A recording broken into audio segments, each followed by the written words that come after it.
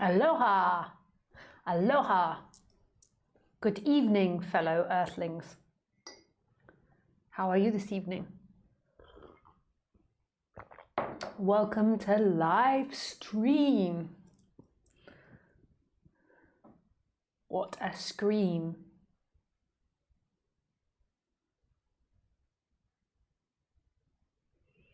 Yes.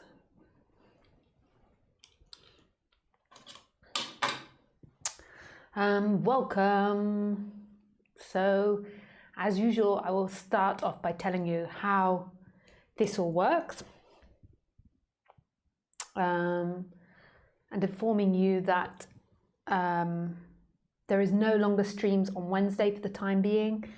So please look at my website to see when I'll next be live on Wednesday, which is not going to be for a while, maybe not even this year.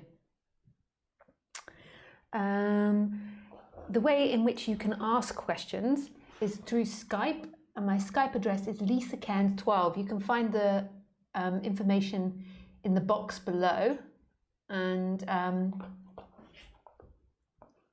yes, hello, my love. I know that you're there.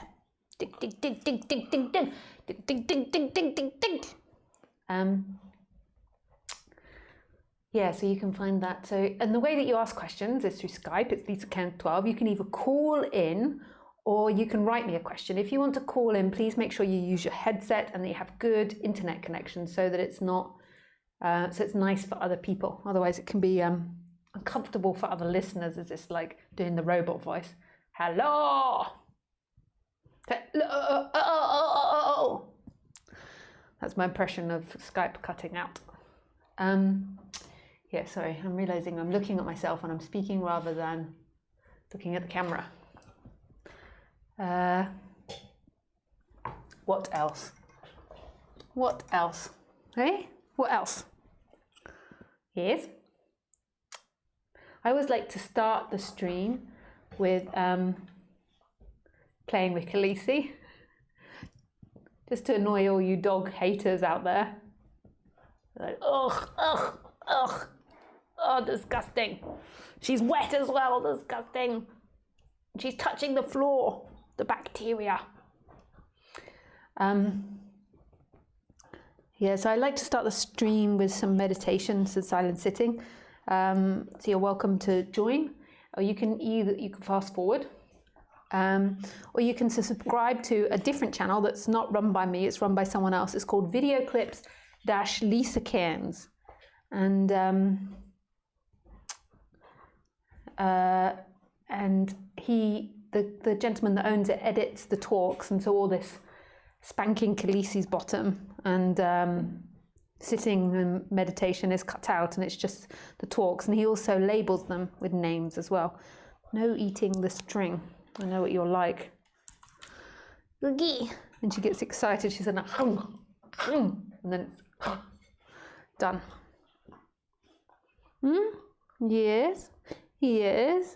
Oogie doogie doogie duck. Oogie doogie doogie duck. Oogie oogie oogie oogie. Oh yes, what a good girl you are. Yes you are. Yes you are. Yes you are. Oh you are. She's a good girl. She's a good girl. She's got a bottom. Yes, she's got a bottom. Not all animals have bottoms. Did you know that, Khaleesi? Did you know that not all animals have bottoms? No.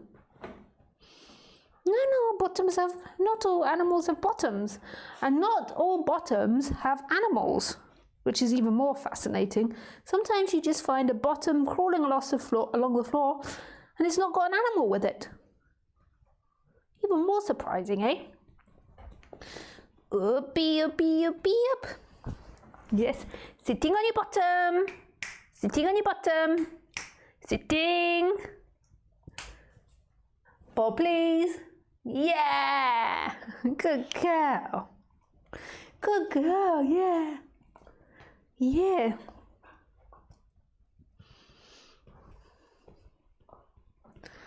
Yeah. Okay. Mama's got to work. got to lead a meditation to bring forth enlightenment in fellow humanity. Yeah, I know that all dogs are enlightened, but I've got to help people that are not dogs. Some of them are dogs, but they keep that quiet. Okay.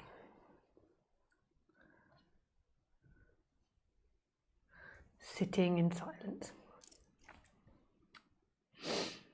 So if you're unsure what to do when we sit in silence, basically it's in the title, just sitting in silence. You just sit there, there's nothing to do. But if you do want to do something because that's chaotic and you're not used to it, then I'll give you some tips. Because to me, I did so much meditation before I even got into non-duality that it never really occurs to me to ever teach anything like meditation. But some people have never meditated before. They've been into spirituality and it's not something they've done, and just sitting there is very uncomfortable for them and brings a very crazy mind. So I'll just tell you of some things, or recommendations of some things you can do if you feel like it. But know that when I give a recommendation, even though it sounds like I'm saying that there is a you there that can do something, this is actually not true. There isn't a you there that can do something. You can't actually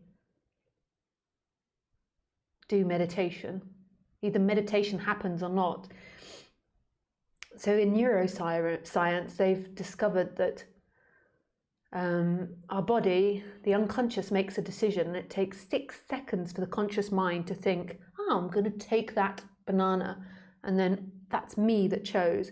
But 6 seconds prior to that, the body, the unconscious mind, has already decided the choice, and then it comes up as a choice and the person feels like it's making a choice.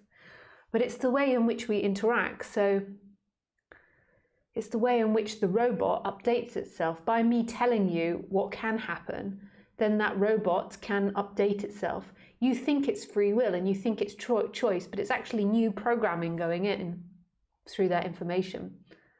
I know that sounds really confusing, but yes.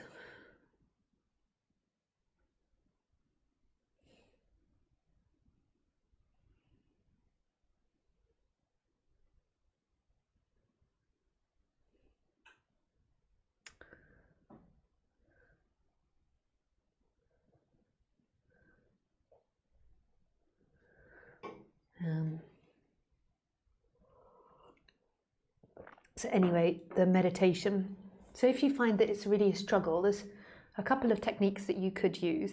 One is putting your attention back in the I am.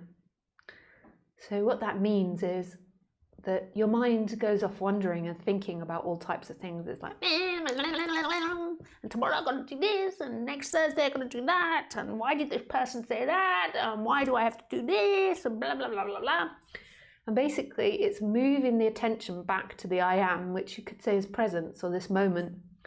So it's repetitively moving that attention back to this. So that's one technique that you can use. Another technique that you can use is just following the breath. So this is something that I learned with the Buddhists, and it's just following the breath in. So you count 1. Every time you feel the breath go in through your nose. 2. Pardon me. 3. And all the way up to 10. And then when you get to 10, you start again at 1. So basically you count 10 breaths in, and then you start again at 1. And what you'll find is that keeps your attention focused kind of in this moment, because the breath is in this moment, rather than it wandering off and thinking, because you've got to think about when you get to 10, you've got to go back to 1 again. So sometimes you might find you get up to 654 and then you're like, oh shit, I was only meant to go up to 10. But, and there's nothing to beat yourself up if that happens. It's just a practice. It's like a habit. It's like learning to play the guitar, or learning to speak French, or learning to do an impression of a flower. Whichever it could be, it's habit. You just practice it.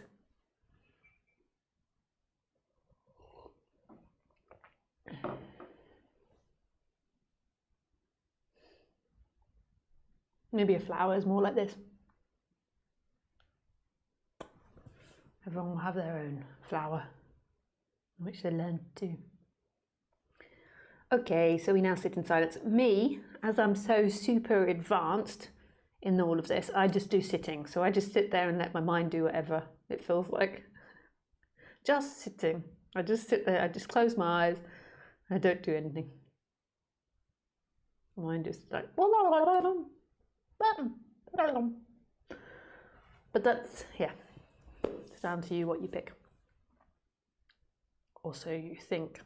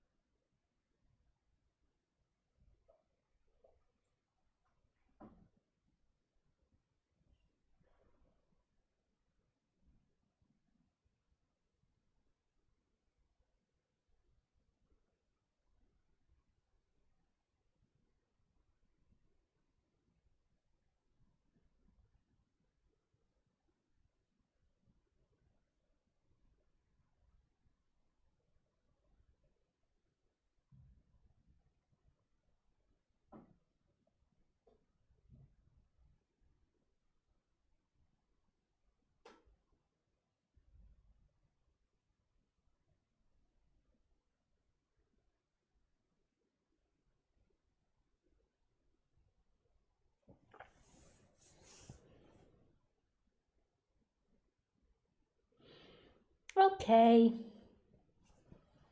I seem to have shrunk. I'm like right down. See if we can move you forward a little bit. There. Hello. Hello. Hello. Hello. Khaleesi thinks I'm talking to her. Hello. I love you so much. You're such a sweet girl. Here you are.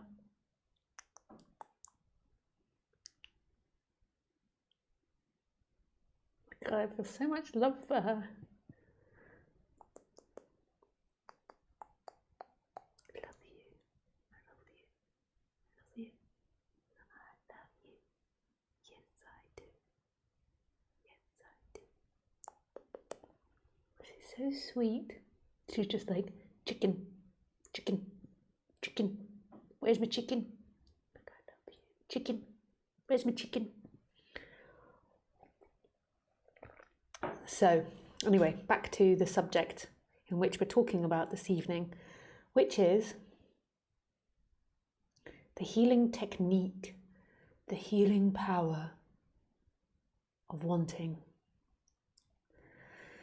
So, I'm sure a lot of you have been through the Buddhist circuit, the Hindu circuit, the Advaita Vedanta circuit, the Tantra circuit, the chakra circuit. And in a lot of these circuits, you get taught that the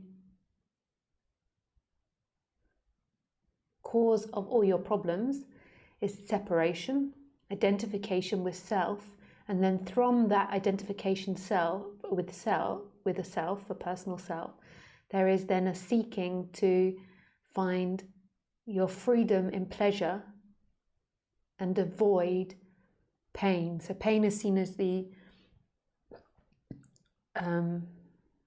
opposite of freedom, and pleasure is seen as freedom.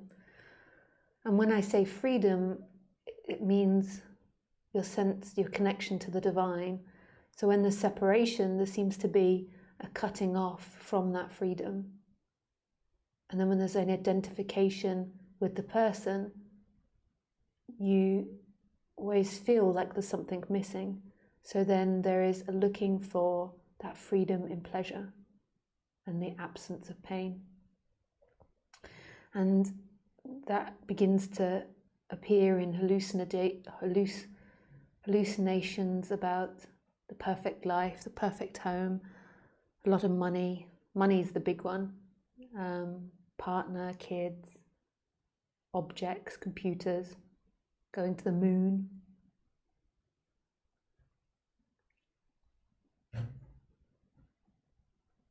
It's okay, you can go on your beddy. You can go on your beddy. Nothing's gonna hurt you down there. So that's what we're taught in this subject, and it's true. So the Buddhists actually don't call it wanting or desiring, they call it craving. This craving for freedom in the future is suffering. But the first initial problem is the identification with self, with an illusory self, living in an illusion. And then it's craving to find freedom in time. And the next big thing. And the mind is always doing it. It's always looking for what is it that's causing me to be unhappy, and what is it that gives me happiness. And it's always associating that. It works away, trying to work it out. And it runs as I'm looking at myself while I'm speaking. I need to look in the camera. And it runs.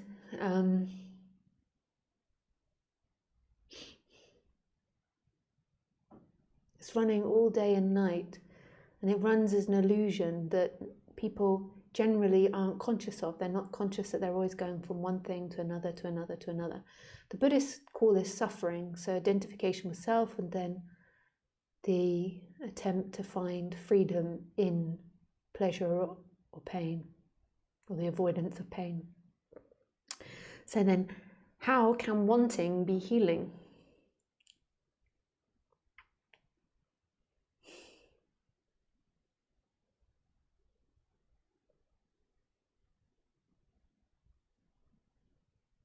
So I suppose I will tell you my tantric story, which I did by accident when I was about 11 or 12 years old.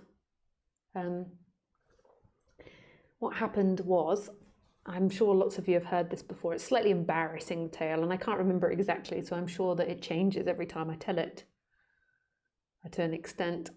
But basically, I used to listen to music, so find this romantic music. You know how when you can listen to some music and you can't tell exactly what it is, but some music just touches your heart and just creates this feeling of love in you. And then you decide then you define that music as something that you like. And maybe this doesn't happen to all people, but to a lot of people, they can most probably recognize that some pieces of music just touch something really deep in them. So what I used to do was it depends where my mum and dad were. I'd either do it in my bedroom or do it in my mum and dad's lounge. And I put on this big headset and I would listen to pieces of music that made me feel like that. And then I would imagine the perfect boyfriend that I wanted. So the most ideal boyfriend and the most ideal life. And sometimes I would put like cushions around me. If I was in my bedroom, I'd put cushions around me as if he was hugging me. It depends where I was. And I did it lots, I did it often. And then I would imagine that. And as I imagined like the perfect life with him and everything that I wanted, sometimes it would be a girlfriend. I can't say that I just swing just one way. But it would predominantly be a boyfriend. And as I imagined that, I would begin to feel more and more fulfilled. Like I'd feel more and more love. And especially as I imagined the details, and my body would begin to vibrate at a very, you could say, like high frequency. And I feel like I was emitting love, even though I didn't even know what that was. But now when I look back, like it felt like this love was like pouring out of me. And then it would get to the point where like the imagination of him began to disappear, and then I would just be vibrating in love. And it's such a healing thing to do and such a beautiful thing to do. And basically, what I think I was doing was I had been taught and I believed that a boyfriend in the future would complete me. And then I also had like all the hormones and the chemicals for it. And then as I imagined it, I began to own that situation as if it was already happening or had happened. And then I would eventually get to the place where the love was there without the imagination of it. And then I began to realize, and I'm sure it to an extent it made like relationships a little bit tricky for me, because I began to realize that the love was in me. So I began to realize before I'd even had a romantic relationship that I already could feel that in loveness without a man being present or woman being present. So, and that's quite profound to get to that realization. I knew it without a doubt that I could generate that love without anyone doing anything or giving me anything or without any circumstances changing. So that it was something in me. So that's very beautiful. And this is later in life. When I've got into spirituality, though, I began to stop doing this. I began to deny myself doing this because I thought it was craving and I thought it was bad in relationship to Buddhism. And then later on, I realized that actually I was meditating when I was doing it. It was really beautiful. What was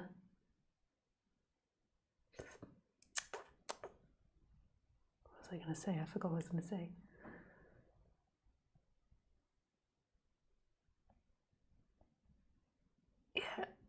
oh yeah, later on, I think, I don't know if I said this, I found out later on that it was a Tantra practice. So it's something that they teach in Tantra. Particularly in the past, it was taught, I mean, I don't know really, like, I've not researched it that much, but from what I understand, it was particularly taught to men, and it was taught in that you would pick a goddess or your guru in which you were in love with. So predominantly someone that wasn't alive, but it could be your guru as well. And you would pick the one that you were in love with, like characteristics in which you felt really fulfilled with. And then you would use that image to do what I did. And it wouldn't be about getting her or having her in any way. It would be about generating that love. And then what you then also did was you then also projected that onto other women. So you'd go through these different stages. So you would feel this love for the guru, so you'd use her image to bring this positivity and this love. And then you would begin to see her in all other women, which is really beautiful. And then finally you see it in yourself, that love is yourself, that you don't need anything to give you that. That's super beautiful. Beautiful. That's beautiful. And I understand that some people don't know what I'm talking about. My partner, who is soon to be my husband,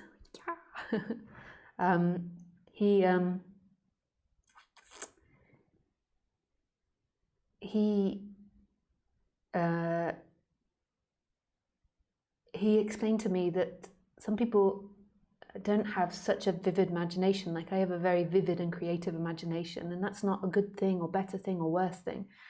And so for those that are more logical, I think this is a little bit more abstract and hard for people to do, to maintain their imagination.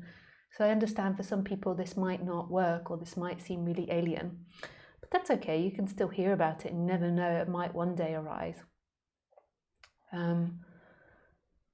Yeah, so it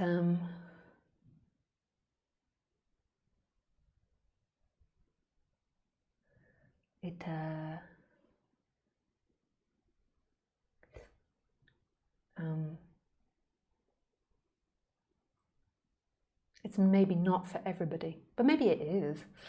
Maybe there's different ways you could be creative if you've not got such a creative mind, like making like a board, an image that you actually look at.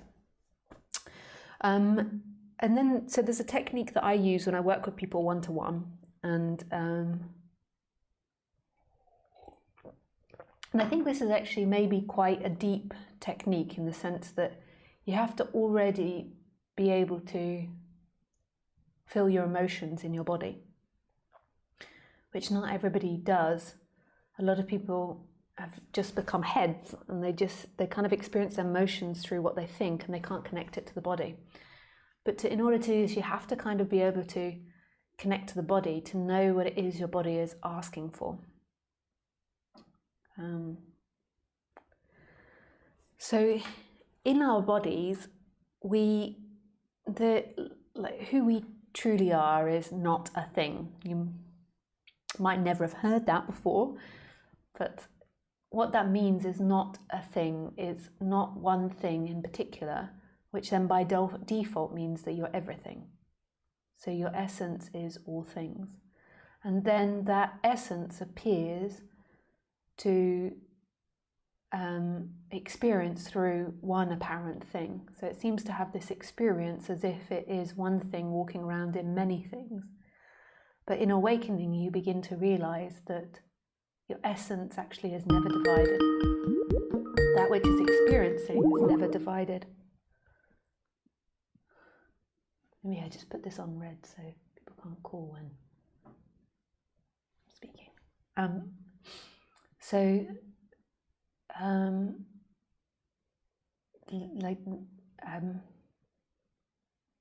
your essence isn't divided. That which is experiencing is not separate from that which is experienced. So the looking and the seen are the same, the hearing and the heard. So what we think is, I hear inside my body, my ears are hearing, But actually, when you really go deep into experience, you realize there is nobody that's hearing. There's nothing that is hearing something. There is only hearing. There is only looking. There is only feeling. And there's not two things in that. And that comes from experience. That's not an intellectual thing which I'm teaching you. It's an experiential thing.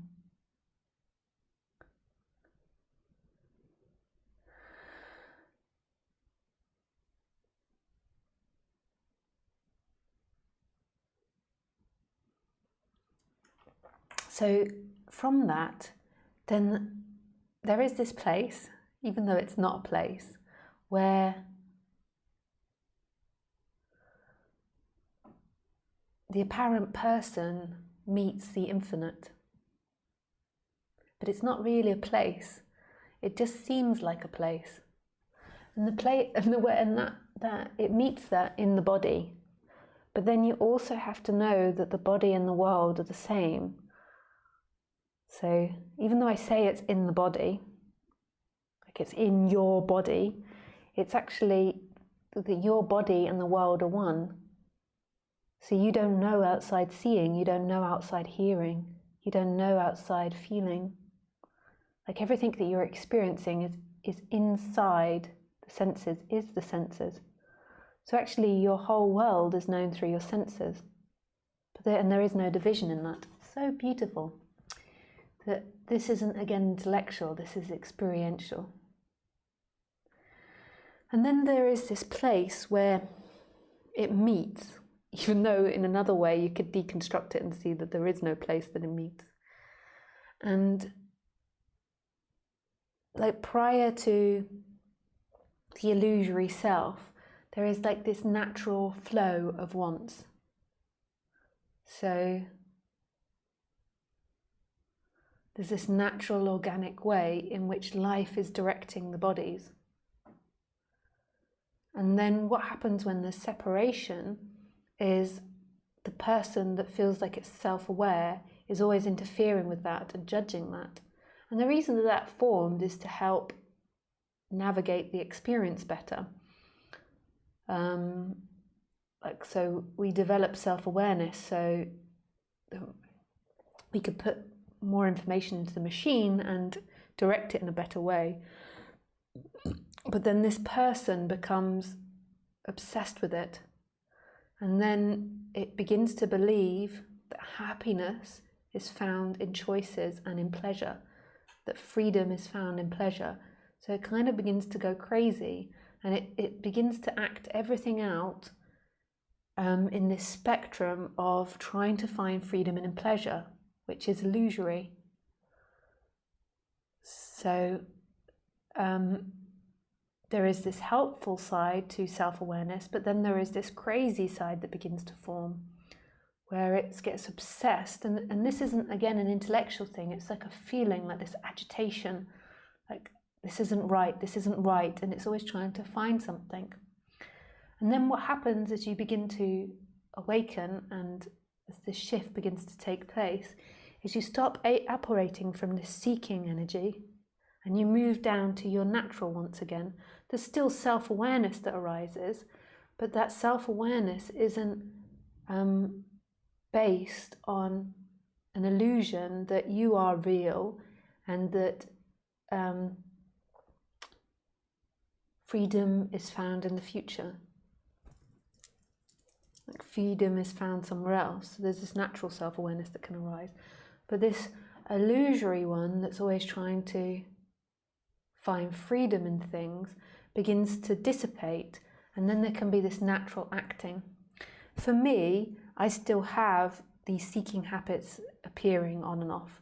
So they, I think they become so deeply ingrained in the body that it's not necessarily that there's still a self there, although there could be. It's too hard to define where you are in the end. But it's more like a habit that gets acted out sometimes, that comes up and gets acted out. So in an argument or in disagreement or in a difficult situation. But what begins to happen is that you begin to act from this natural place, and it kind of feels, even though all of this is never going to be correct because you can't quite put this in words. It begins to feel like life is acting. So it's like life's desires rather than your desires. So it just comes from this organic place. So it's almost like life, and where it meets and becomes human, you act from this place. Rather than when you're identified, you're acting from all these layers and ideas. And this place of acting isn't outside necessarily your habits and conditions as the body. The body follows habits and conditions, but it's this organic place, this natural place. Even though it's most probably following all the habits and conditionings of you, it is this more organic place. Whereas this is like they're constantly seeking and agitated, like, gotta get somewhere, gotta get somewhere. And so what I do when I'm working with people is try to guide them to their natural wants rather than their seeking wants. And that's the way in which the person orientates itself, and like without a self. And that's actually love. It feels like love, and it's really healing, and it's very natural. Like when you get to it. So you could say like your natural pleasure, your natural wants feel like love manifesting. Even the pains, the moving away from the pain, feel like love, but it's different. The pleasurable ones are expansive, and this is the way in which eventually balanced body-mind wants to operate from. And that's very risky and different from this self, because this illusory self is like got a whole story it's living by, whereas this other place is mysterious and doesn't come with logic, and it's unknowable. And when you connect to it and act from that place, even though it's not you connecting from it, it's just a dropping away of an illusion, it's like acting through love, and your natural desires are super healing and just in line and in balance. And what I do when I'm working with people is I try to get them to go back to that which makes them feel expansive rather than logic and what they believe they need or want. And it's like a technique I use, and it's also a technique that some people use in trauma healing as well. But in order to do it, there has to be a connection with the body, because these wants arise in the body.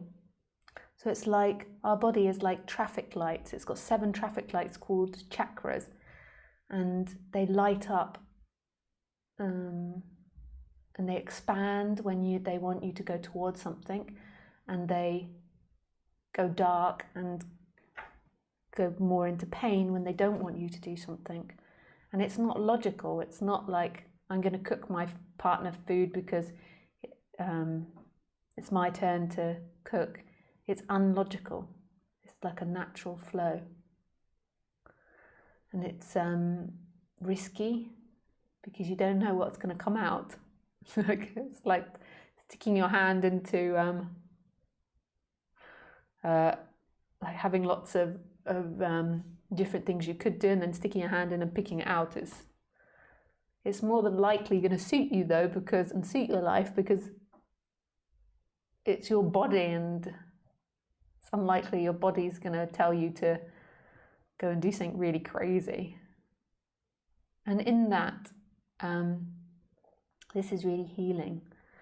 If I put it into non-duality terms, like really like hardcore non-duality terms, like I'm trying to make this accessible to everybody, but if I were to put it into hardcore non-duality, it would be basically life is acting. So what I'm trying to describe is life acting. Like instead of you acting, it's life acting, like it's complete surrender to God's will, to life's will, which isn't yours.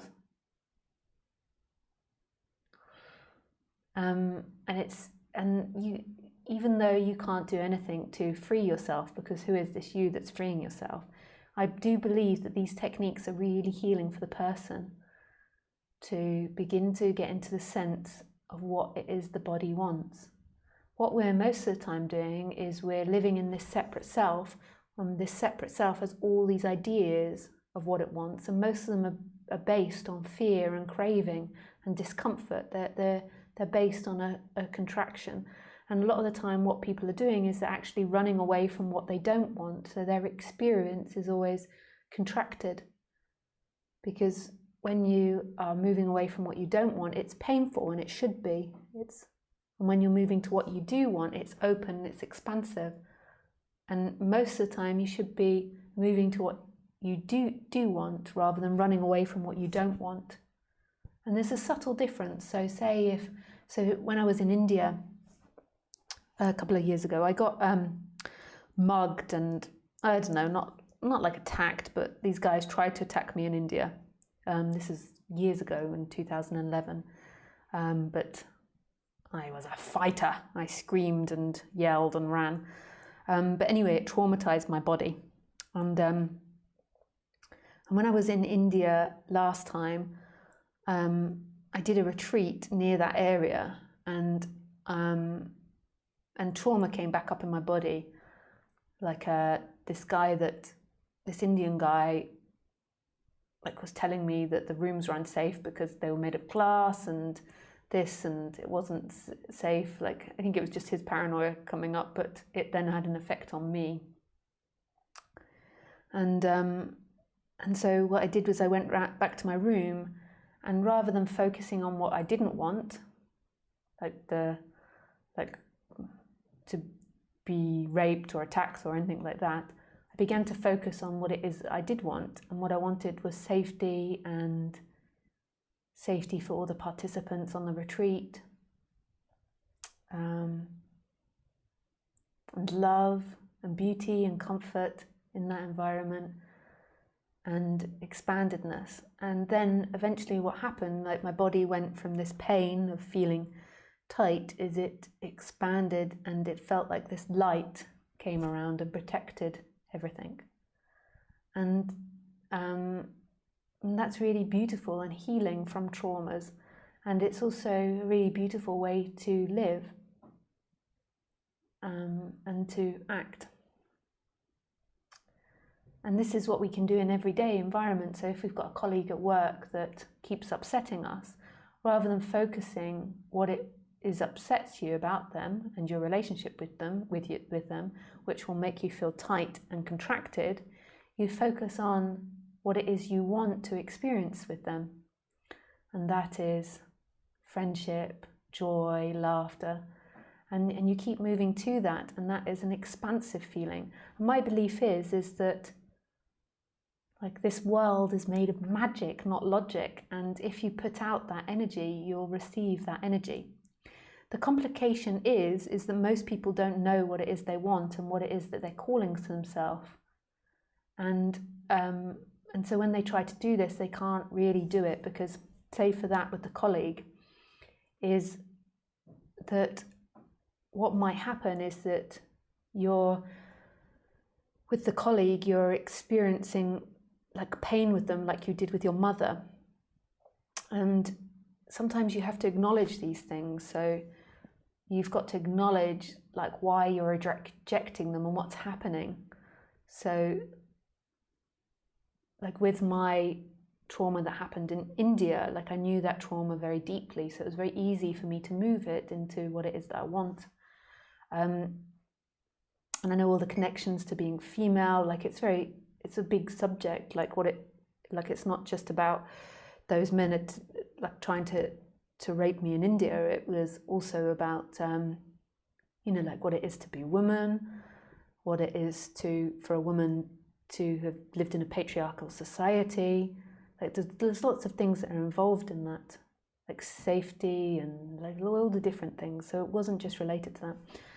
But what a lot of people can't do is they're not honest with themselves, but they don't even know they're not being honest with themselves.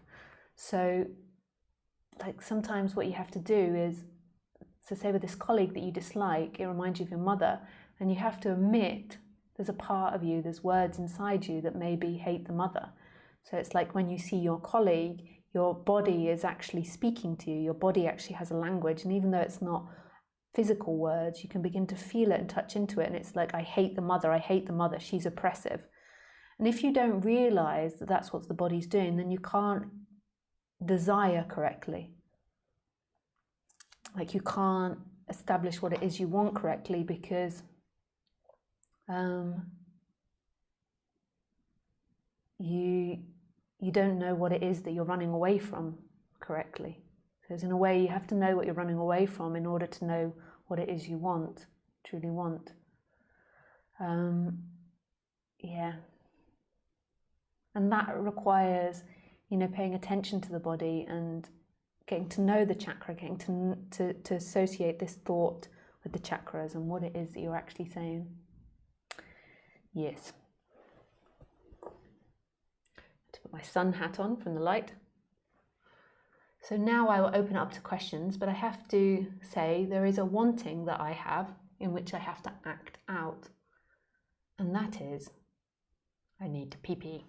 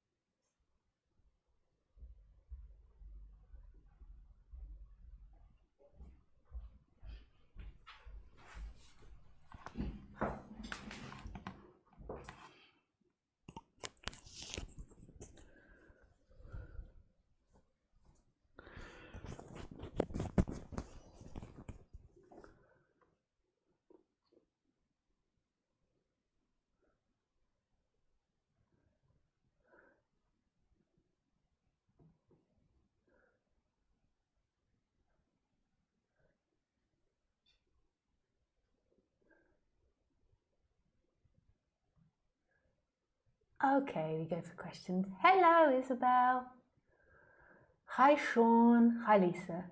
Can you please explain the difference between person and presence? What does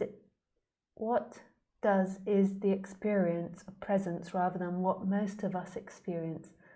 What is the experience of presence rather than what most of us experience? So to me, presence is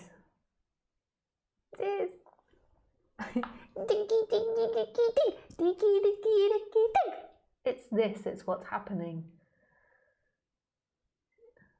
And it's not a thing, it's not a feeling, it's not an experience, it's what's happening. And what's happening is really amazing because it's empty and full simultaneously. It's still and it's in movement. It's total contradiction, and it doesn't belong to anyone. It doesn't come from the past, it's not going into the future. It's right here. It's right here. Isn't that beautiful?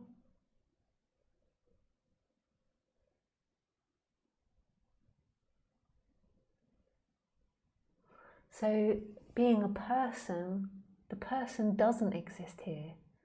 So everything you know about yourself and think about yourself and understand about yourself is always in time, and time isn't here. So it's like, I went to the toilet, I am cooking myself dinner, I am going to cinema later, I am a happy person. And all of this is in thought. It doesn't actually exist here, it disappears here. So it's only humans that have this experience of being someone. It's not actually something that animals experience. Animals just are. And they can't think, I am an animal with amazingly sexy ears. Boop, boop, boop, boop. They can't actually think like that. Or I have an incredible singing voice when I bark. Ee-ee. Ee-ee. It's not our doorbell. It's not us. Come on, Ee-ee. 1 sec. Hey, Ee-ee. It's okay. It's not our doorbell. Come on.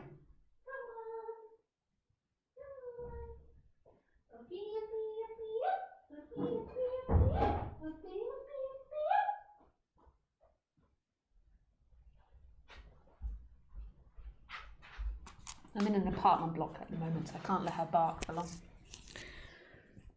So the person is never actually here. It's an illusion that there is a person. Like, who is this person? Who are you right now? It's your mind that says, I am somebody. And right here, there is simply presence, this aliveness, this radical aliveness, and it's beautiful. Beautiful. Thank you for your question, Sean. Hey, Thomas. Hi, Praveen. Hi, Lisa. I love my children and they love me. But at times I have to tell my children to stop doing something or ask them to do something they don't want to do. Sometimes I have to be strict with them, but I don't want to leave any emotional scars on my children or create a pattern in them that will hurt them later. What do I do to avoid that, but still be practical about it? I don't know, mate. I'm not a parent. More than likely, you are going to create patterns in them that create pain. It seems inevitable. That seems an inevitable thing, and it's important to teach kids to do things they don't want to do. Like, this is important. Like, all of us have to do things we don't want to do. Like, for example, go for a poo-poo. I think most of us would rather that we could just tape that up and not have to do that, but it happens.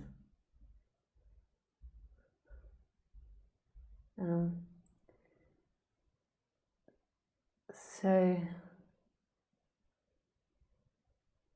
I would focus more. So say with this subject, I would focus more on what it is you want your children to be, and just keep bringing that into consciousness on the human level, knowing that isn't your action, that's something that's happening. But what is it, rather than what it is they're not, or the pain that you're causing them, or what it's going to be in the future, it's what is it you want your children to be, and keep focusing on that. And when you're disciplining them or telling them to do something they don't want to do, you're focusing on what it is that you want for them, rather than what it is you don't want for them.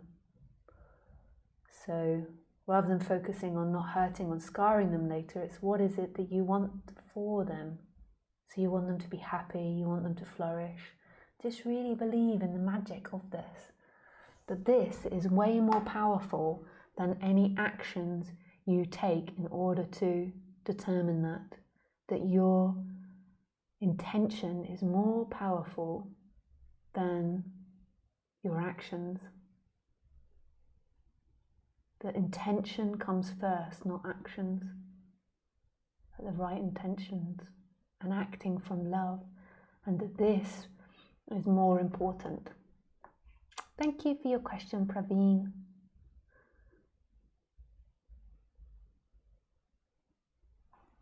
Yes.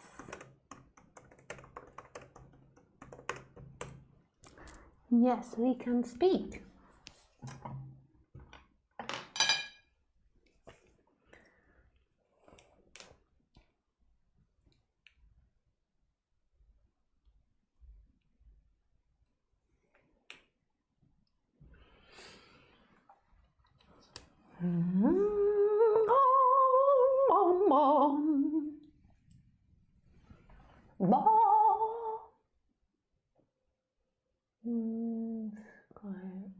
Just put you into black hole. It's very appropriate that it's called black hole. So just call Alexi, I don't know how to say your name, Alexi, let me have a look in a moment. Speakers, black hole, boom, boom, boom. Maybe you're not there anymore. I'll just go on to another question, but I'm ready for when you're calling. Alexi. Hi Sarah. Hi Lisa. I felt uncomfortable when you said that you just let your mind go blah blah blah blah blah blue. It felt like you were disturbed by something that you were trying to not acknowledge because of some shit that someone or you told yourself. Disturbed by something that you were trying to not acknowledge. When that moment came, I felt like I could feel what you might be thinking, and it was funny. I don't remember what it was. I have no question. I hope you will be happy with this guy, regardless of married, not married status.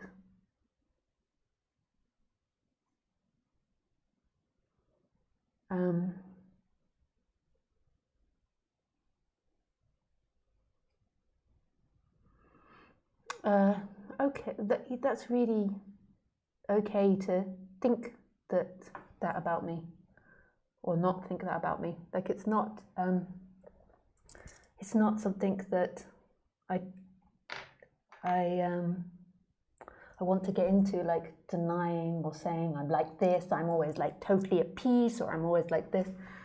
I just am what I am in every moment, and that's not in any way better or worse than you.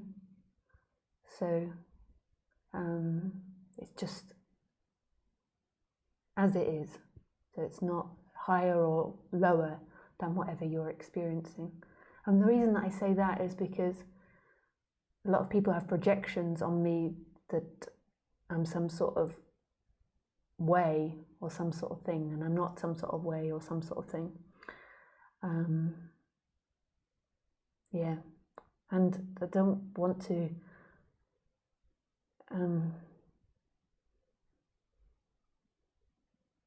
begin to any like no or yes, because firstly I can't even remember what I said, and secondly I don't want to do that, because that's your experience of me, and you're totally allowed to have your experience of me and your thoughts and your perceptions of me. And they could be correct or they could be false, but that doesn't really matter. And I don't think that you're asking me if they're correct or if they're false. You're just telling me you felt uncomfortable about it.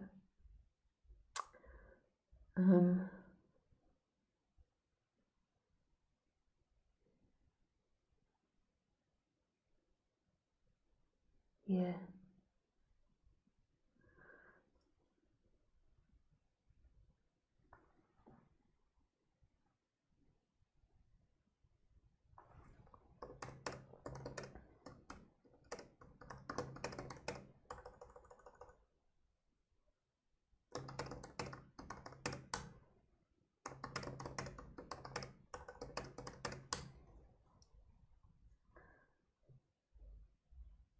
Hi Lisa, would love to speak. I would love to ask you more questions, s'il vous plaît. I'll just call, no? I'll use code instead of saying 5 Mio. I'll say trance.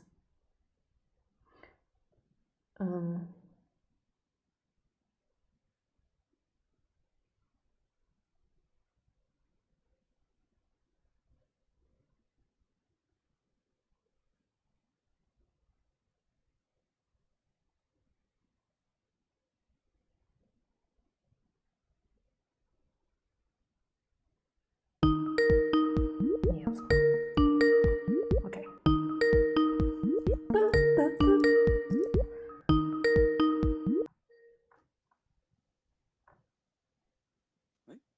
Hello. Oui. Hello. Lisa? Yes. Hello.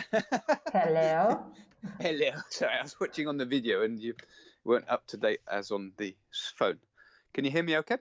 Yes, I can hear you. And you're going through to everybody else as well now. Yes. Very good. Yeah. How yeah, are was you it this just... evening? I am fine. And how are you? Is your good self? I'm very good, thank you.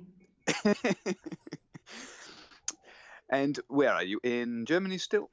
Yes, I'm in Germany. Cool. Yeah. I just It's not gassy tonight. No, it was really nice and calm the last few days, but it's got very windy again. I'm near the ocean, so it gets very, very windy. It's not an ocean, it's a sea. Yeah, cool. So yeah, it's just a week ago we spoke, I think. Yeah.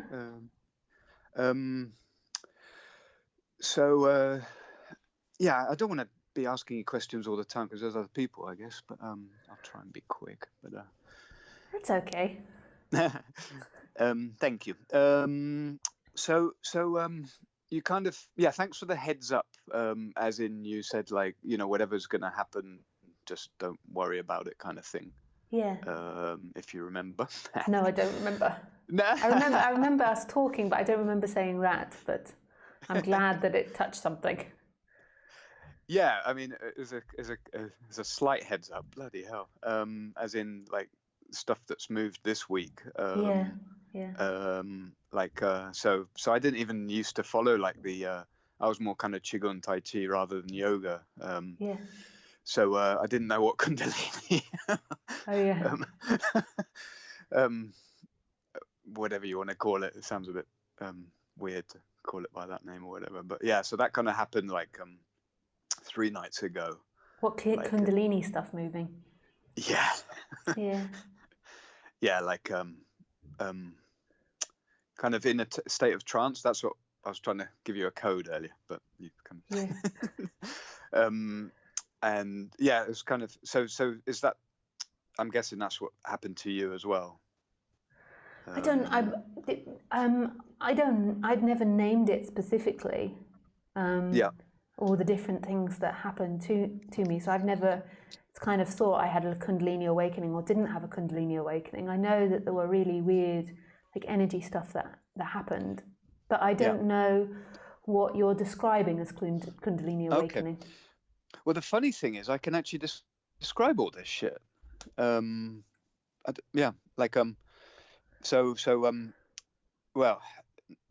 basically, I've done like some sort of tantra before,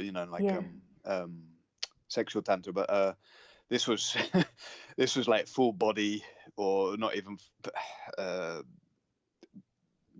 orgasm basically, and it was coming in the first, second, third, fourth points, and then it calmed down, and then it kind of because then I looked at this stuff later there's this really nice YouTube channel about someone, and it seems like it's really quite lovely and accurate, and then it kind of, then I read that and it was like, oh yeah, that's what happened, so that's really beautiful. And then it kind of, then the fifth, the heart kind of just relaxed into it. And then last night, I'll tell you a funny little story perhaps. I had like a Tinder date, first meeting with this girl, and met up at went to this concert, and I was like, oh, nice bit Tibetan kind of what do you call them, the Cuencos Tibetanos, what's that in English, the what do you call them, these I'll make the noise with it, god I can't, oh, that doesn't sound, the singing bowls or whatever. Tibetan singing bowls, yeah, there you go. But these guys were really quite knew what Kundalini was and everything, and it just kicked off there. Okay. So you took her to a concert of Tibetan singing bowls? Yeah, and cool. and hang pipes. Yeah. Oh, nice. But then I had this forbearing, and I was like, if anything weird happens, just don't worry. And it's like I was sprawled on the floor outside.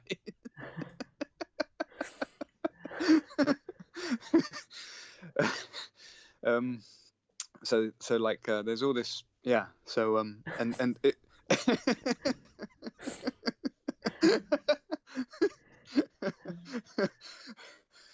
I know what I should have done, just stayed there and not, because that happened just at the end, and then they stopped the music and then sit up and stuff, and it's like shit. so it's just a funny story. And what did the Tinder date think? Haven't spoken to her since. No, well, she was kind of like open to this stuff, so, and I had, I just knew it was going to happen. I was like, but it was all cool and really lovely. And then even these people said, just don't stay in the embarrassment of it. And I was like being English and sorry, it was like, but it's been really nice. The meditation you explained earlier. Yeah. Like I with the 1-2, because I've actually haven't done much meditation. I prefer qigong and the energy kind of the standing practices. So, and I was monkey mind, but serious like so I was a Buddhist as well, but I didn't really didn't enjoy and didn't get anything in inverted commas, and so but I think I've got to start like rooting or grounding that. And that's a really good one, the mindfulness of breathing, because the breathing, like it's really good, the mindfulness of breathing, because it's like it goes right into your sacral and root chakra, as long as you're not like breathing only in your chest. If you take it down. Right. Yeah, because there's a lot of stuff going on, and it's like when I was going through the experience, it's like it was just insane. Sorry, there's just another guy calling, because I said that he could call, and then I went on someone else. So I'm just going to tell him. Okay.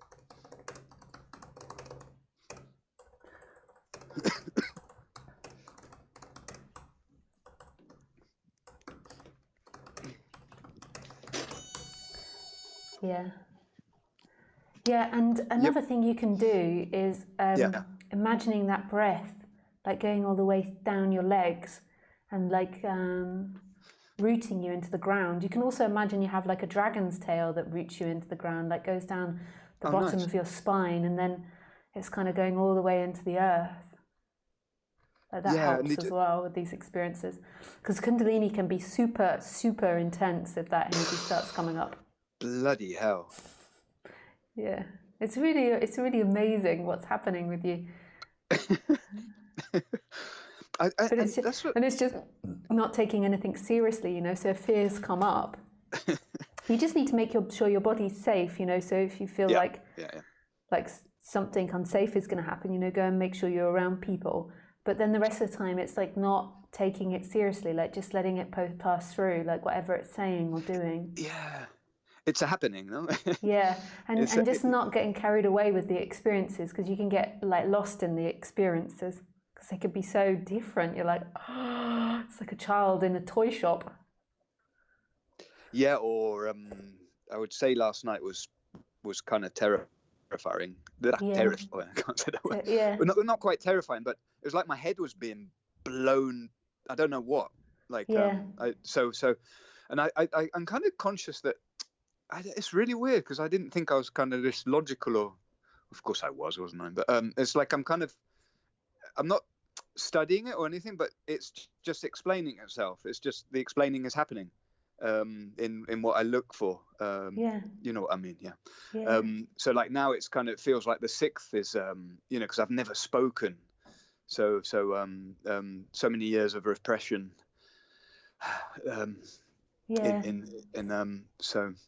So there's that going on.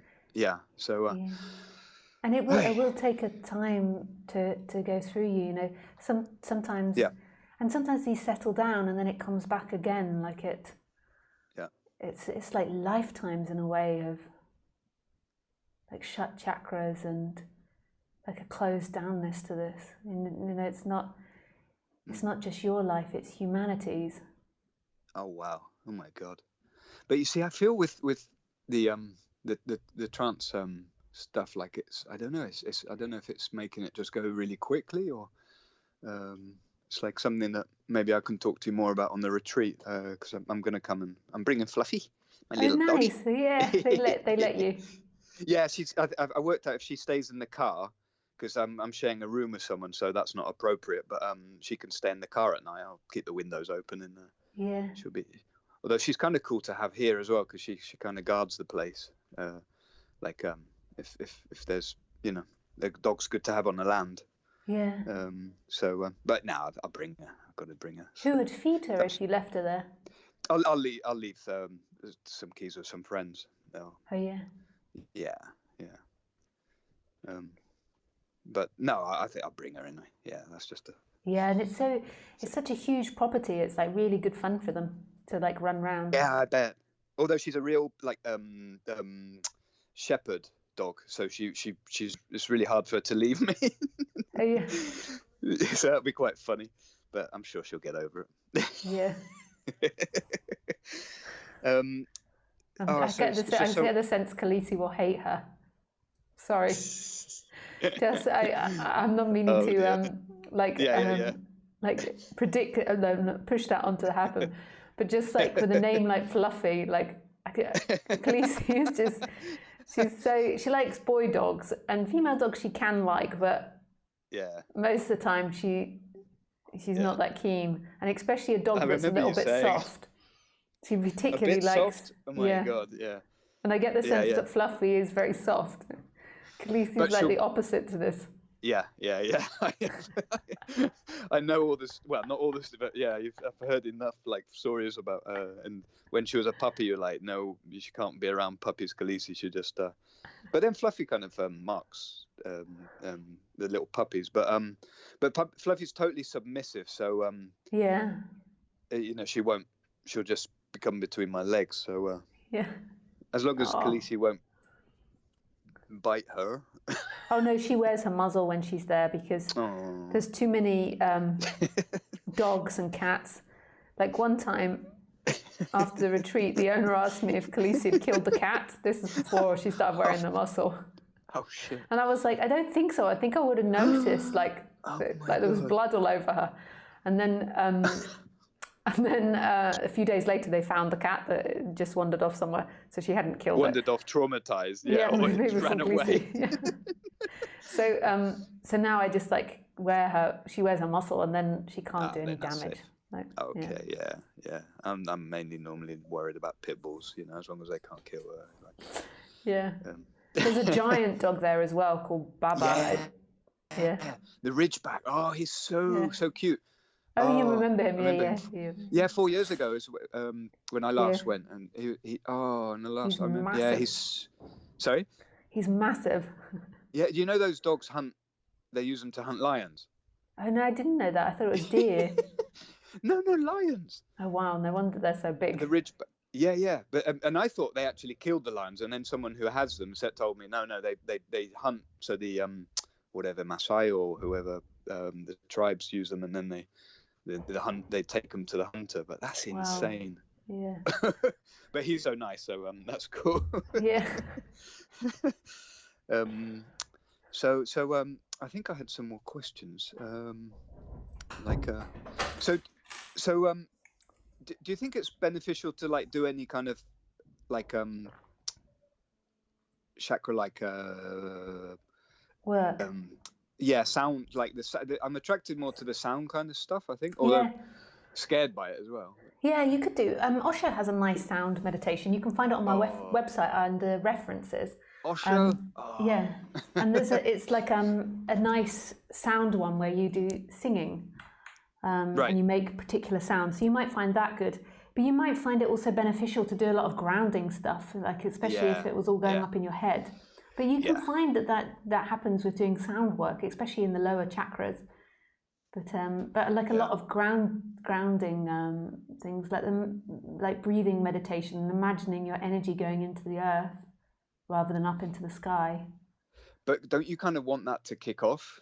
That's my. Yeah, you don't want it. It doesn't have to be full throttle. You don't have to, because it can be so super intense that you can do it gently as well. I'm kind of not like that, really. Yeah. Then maybe the Osho chakra meditation sounds is good for you, then you might like that. Right, okay. I'll get over my thing with Osho then. Oh, you didn't like Osho? Well, I've never, I've never really listened to it to make a proper statement. Yeah, you won't even notice it's Osho's actually, because it's just music and instructions. So. No, but if it's coming from you, then I'll trust it. Yeah. So also it was really weird, the whole spirituality thing. So like, these people last night were really like advanced for me, like they were really free, and I don't know if they all were doing this music to provoke Kundalini, yeah? But they're all kind of into the shamanic kind of religion. Yeah. So did you used to get that as well? Because you said you'd done a few of those ceremonies, no? Or it's like...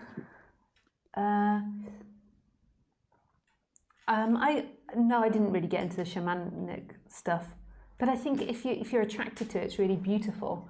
Like no, it's not. whatever you're attracted to.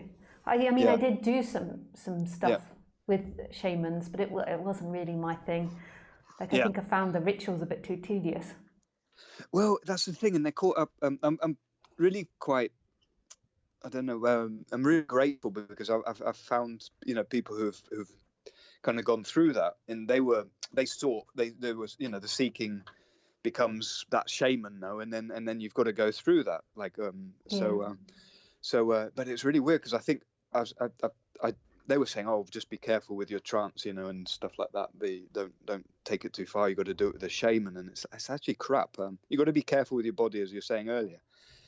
Really careful. Really. And that's what I really want to talk to you about this. And then I saw this really nice YouTube channel on it was talking about the Kundalini, and it was going through the different gurus. But I used to be, well, I didn't find good ones, I guess, but there's some really beautiful ones. So there's Sri Ramana and some others, and I'm just watching what they said, and they're saying you want this desire to be with God. That's kind of I don't know how to put this in words. Although it says it there, but I can't remember it. But I just wanted to ask you about that, because that just seems so profound, and that just seems like the path. What do you mean? You want your desire to be with God, like every desire to be God's desire? Or for you to only be desiring to be one with God? Like from a sacred place, or that sounds a bit crap, doesn't it? But just loving the divinity, or that's the trouble, because I say it, and also because I was brought up Catholic, there's almost like the residual energy from that kind of belief system, but it's not from that. It's like it's from what these experiences have been taking me to, and it's like you're kind of, oops, I'm going there now. I'm not making any sense, am I? I don't know. I don't think so. I sometimes find that hard to tell. I mean, that sense is hard. It's amazing, like how we string all these words together, and then we actually manage to make conversations. But we're never actually talking to each other, because, what I mean by something is going to be incredibly different from what you mean by something. So your accumulation of words put together in a sentence is not the same at all. You're just going off into infinity there. Yeah. Yeah. Hang on, there's lots of warning signs that are coming up on my computer. Is there something that is causing a problem? There's lots of I think they might be having disturbance. 1 second. And I think there's internet problems, but I don't know what the problems are. Oh well. Yeah, it's kind of cutting off a little bit, but so I guess I'm just I don't know. It's kind of a feeling about this thing with being one with God, or with I guess I understand it. It kind of feels right, so that's enough, isn't it? It's like yeah. And that's really beautiful for your desire to be one with God. I mean, that's the ultimate desire. The thing is that what's really wanted? Like often what people want actually is to stay a person, and they sort of want to be one with God, but at the same time they want to keep one foot in being someone. Yeah, it's too far down now. It's like I'm just like too far down, and I'm just so grateful that I remember stuff that you've said. You're like, you just couldn't carry on with the old Lisa. It's like I cannot carry on with the old Niall. It's like I'd rather. It's awful in a way because I've got my daughter, but it's like it's got to be your own. Well, it just works in so many different ways, doesn't it? But it's always you in the end of the day, and it's like I would rather die nutter, than live like this free for a few days and go back to that. Yeah, that's beautiful. My daughter probably wouldn't think that, but yeah. Nah, that's just my mind coming in. But I don't know. So thanks so for this available, and so it's a pleasure. It's just cutting out a little bit there, so I couldn't quite hear what you said, but it was something about thank you. So thank you very much for having this available to us. Oh, it's a pleasure. Yeah, thank you for calling in now. Thank you, Lisa. Take care. That's a love. Bye. Okay, bye. Ciao.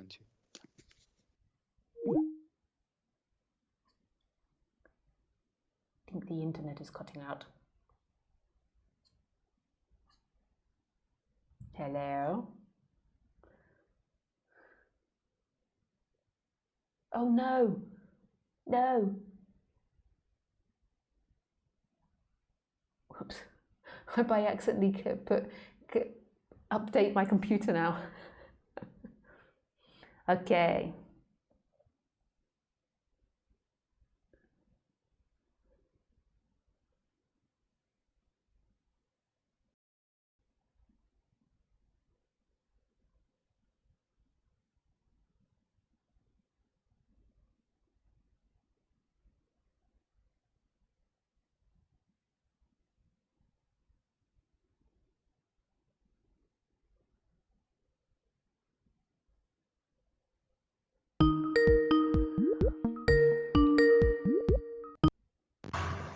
Hello, Alexei.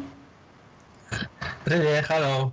Can I just get you to turn your video off just because I don't have good enough internet for that. Thanks. Yes. Thank you. How are you this evening, Alexei? What can I do for you? I'm fine, thanks. I have a little bit question, and I think you can understand it for me or be with me with this question about meditation, how it be with me, or what is it for you? Yeah. What is meditate? What was the first? Can you just ask it again? Sorry. Yes.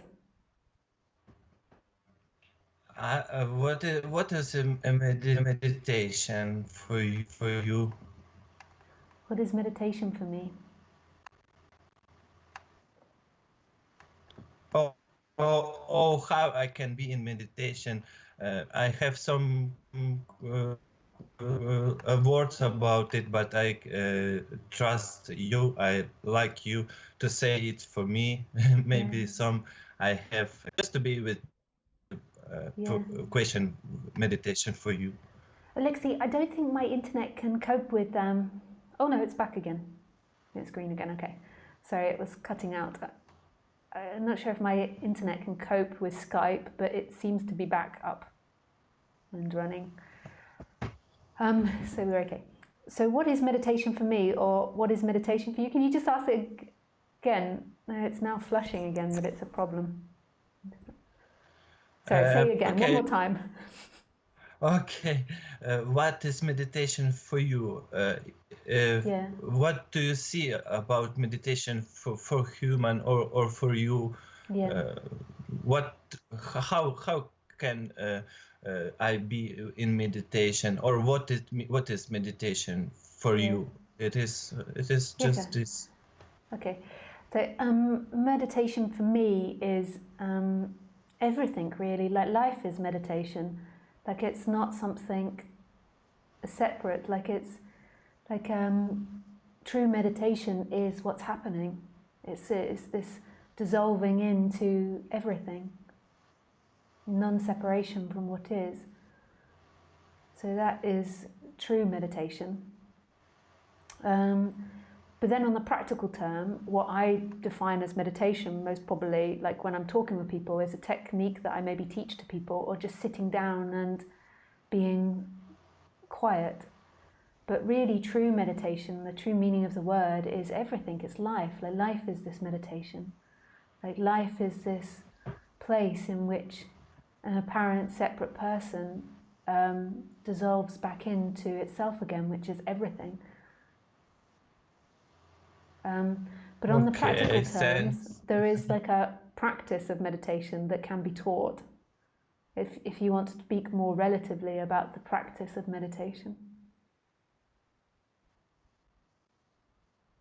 I speak so good, but I can understand many of words in English. If you enjoy or want and this meditation practice, I also hear you with you. Yeah, I think that my internet's not good enough to have Skype calls. I can see that it just keeps flashing on and off, and I think it can only sustain me streaming at the moment. So I think it's better if you write the question I answer, and then next week when I do a stream, I'll make sure I get higher quality internet, like faster internet. Okay, maybe I can keep seeing we it's can pulsing. speak. We can maybe next time. Yeah. I'm sorry about that, but I can see that it keeps going on and off, so I get it on my screen. I understand this. Yeah. Thank you very. Thanks for asking the question. Bye, Alexi. Bye, Lisa. Yeah, I can see that it keeps going on and off and on and off and on and off.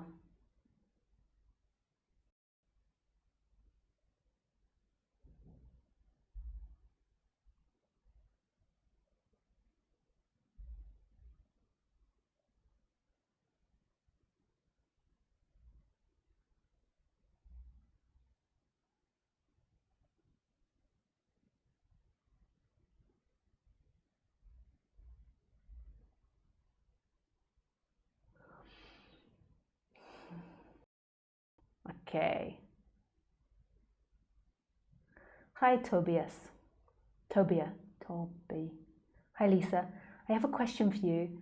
If there is only what is, and it is not a divided reality, by what is it known, and why can't it exist instead nothing? Thank you.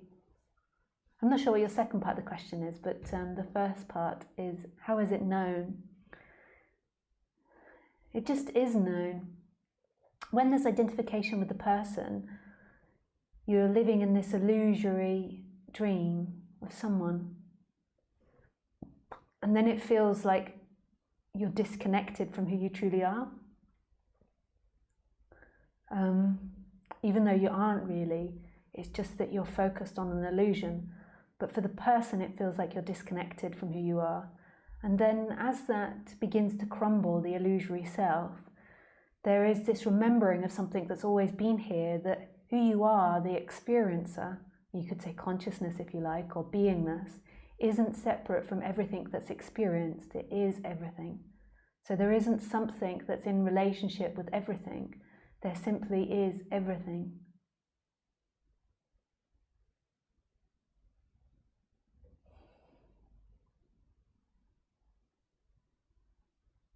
Which is beautiful.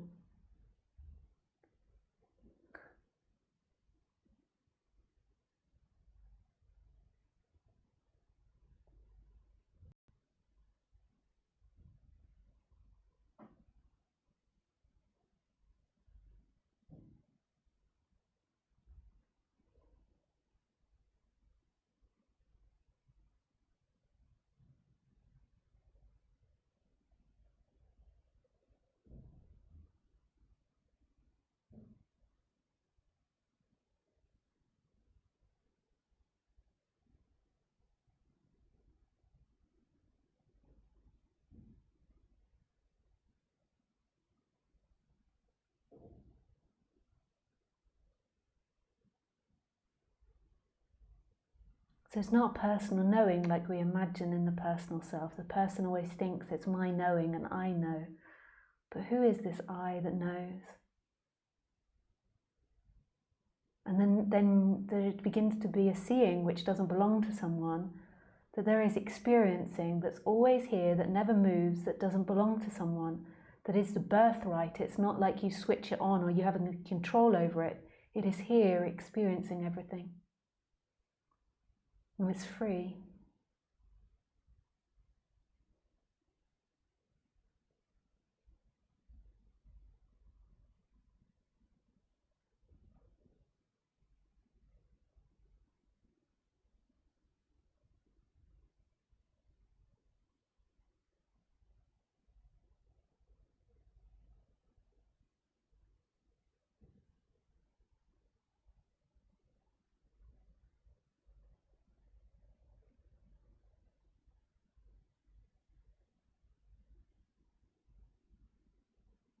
Ta-da!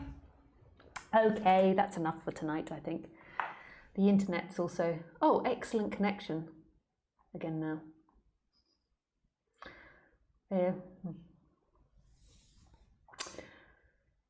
But we end it tonight. I shall see you again next Sunday, and thank you so much for your questions, the participation, and I wish you everything. Everything. Not just one thing, everything. Lots of love. Au revoir. Auf Wiedersehen. Goodbye.